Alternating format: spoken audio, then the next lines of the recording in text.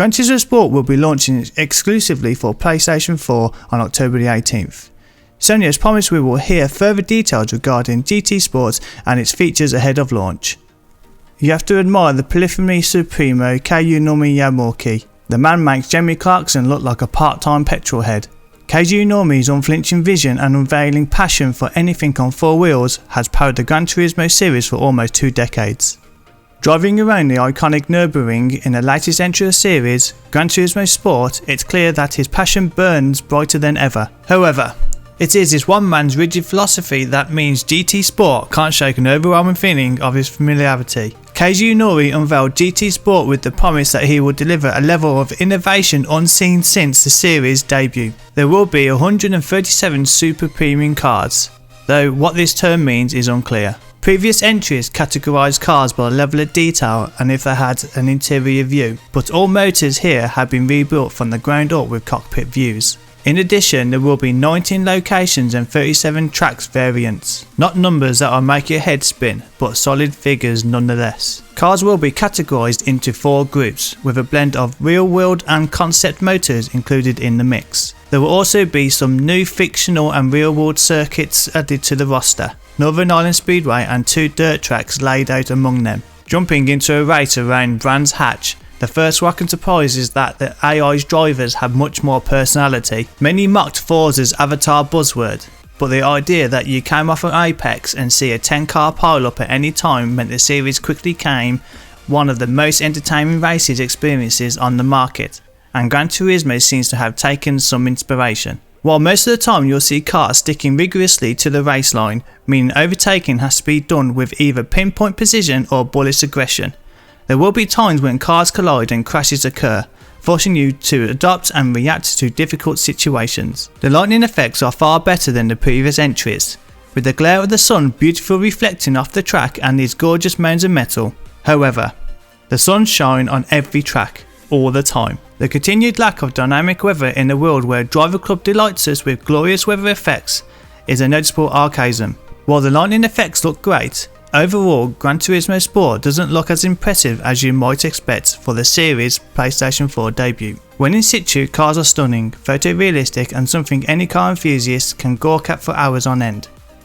Sport's new skate mode, where you can place any number of cars in a series of over 1000 photographs and manipulate lighting, focus on other effects being in place for this, is the perfect example of how amazing the game can look, but in motion the game fails too well. While visually it doesn't impress, in your hands this is still a premier racing game. Each car has its own unique behaviour and quirks.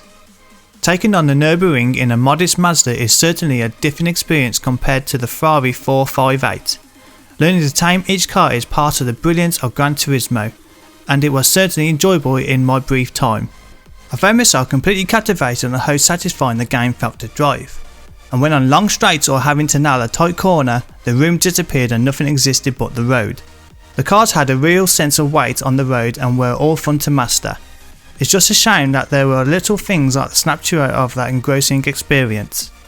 One thing that's held Gran Turismo series back has consistently been an apparent desire for polyphony to only show off these cars only at their very best. Like a parent making sure a child looks its very best for a christening, Keiju Nori seems unwilling to let any blemishes touch these feats of engineering. GT6 disappointed every time your car collided with anything. A deeply unsatisfying and ununiform clunk that sounded like 2 Tesco's trolleys bumping, and a complete lack of car damage that took away the thrills of high speed racing. The same issue presents itself in sport, with cars not having so much of a scratch on them, no matter how hard I drive them into other cars or head first into barricades. But it's hard to criticise Gran Turismo when these omissions feel deliberate. This is a racing game that isn't to be played, it's to be driven. Real-world race drivers began their careers in Gran Turismo, and at this level of professionalism and insane dedication to the craft continues in the sport with the conclusion of in-depth tutorials, training in the career mode, so much so that there are even 10 racing etiquette lessons.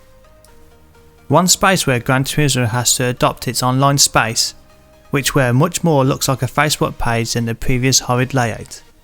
It's a really cool looking mode that allows you to create a profile and participate in races to level up to make a name for yourself. So realistic is Gran Turismo that the FIA will even issue a digital license should you progress far enough. Another example for being more than just a game for Kazunori, this is a bridge into the world of motorsports for those who don't have the wealth and privilege of elite drivers. To love Gran Turismo, you have to love cars.